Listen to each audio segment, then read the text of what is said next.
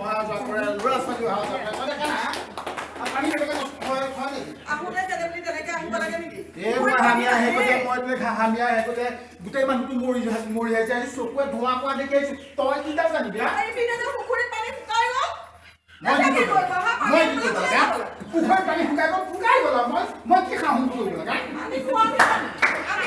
পানী বাপেকে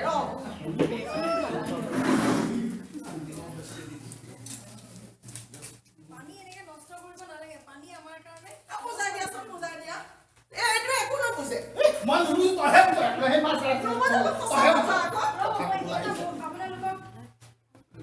পৃথিৱীত পানী নাই বৰষুণ কমি গৈছে আমিও যদি ডাঙৰ মানুহ মই নুবুজো পিটিব লাগিলে কি বুজিব লাগে এনেকুৱা কিছুমান মানুহ আছে যাৰ পানী বহুত চাই লওকচোন ভালকে চাই লওক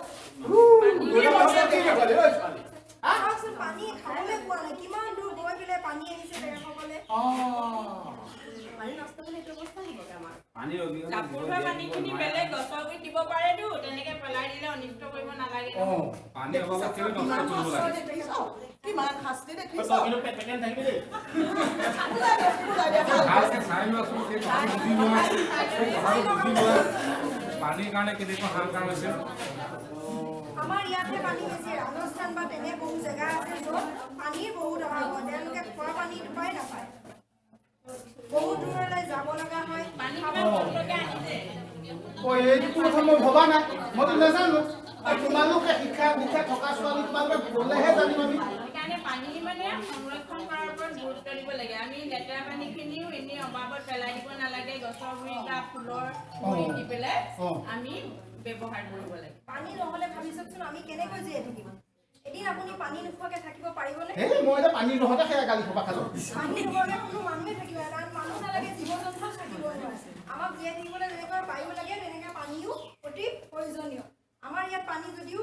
অধিক পৰিমাণে আমি দেখিছোঁ বা আছে কিন্তু কিছুমান জেগাত পানী নোহোৱা হৈছে খাবলৈ পানী নোহোৱা হৈছে আৰু ভূগৰ্ভৰ বহুত পানী আমাৰ কিছুমান কাৰ্যৰ দ্বাৰা শুকাই গৈছে যাৰ বাবে কিছুমান নগৰ মহানগৰ পানী নোহোৱা হৈ পৰিছে বুজিলো এনে তোমাৰ গালি পাৰিলো দেই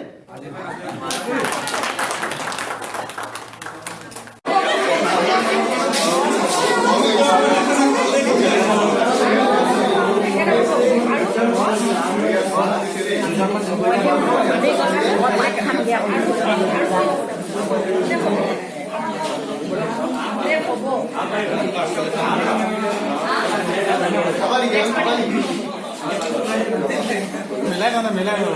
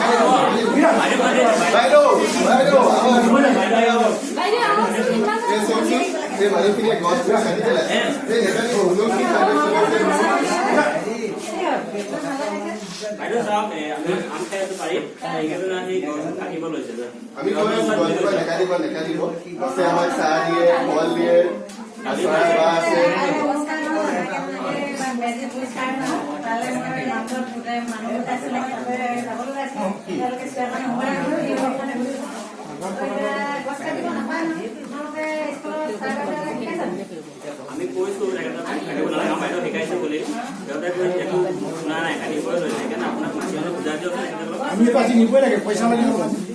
बेसि बोलिब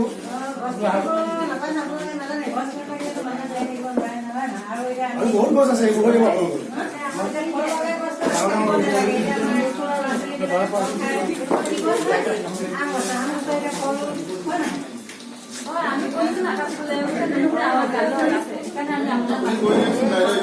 দিয়ক ৰাখিব নালাগে আমাক আপুনি পৰিৱেশ পাছত শিকাইছিলে আপুনি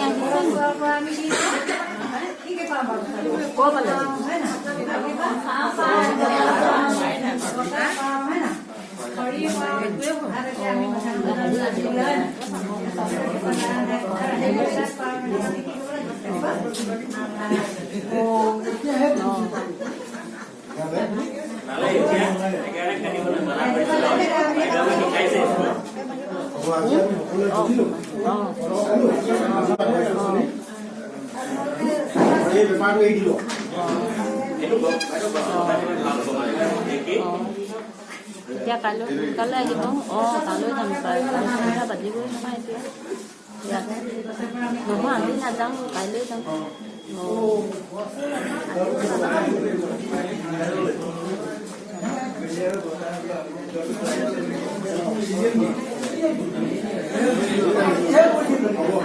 বেলেগ কাম এইবিলাক আমি কাম নকৰোঁ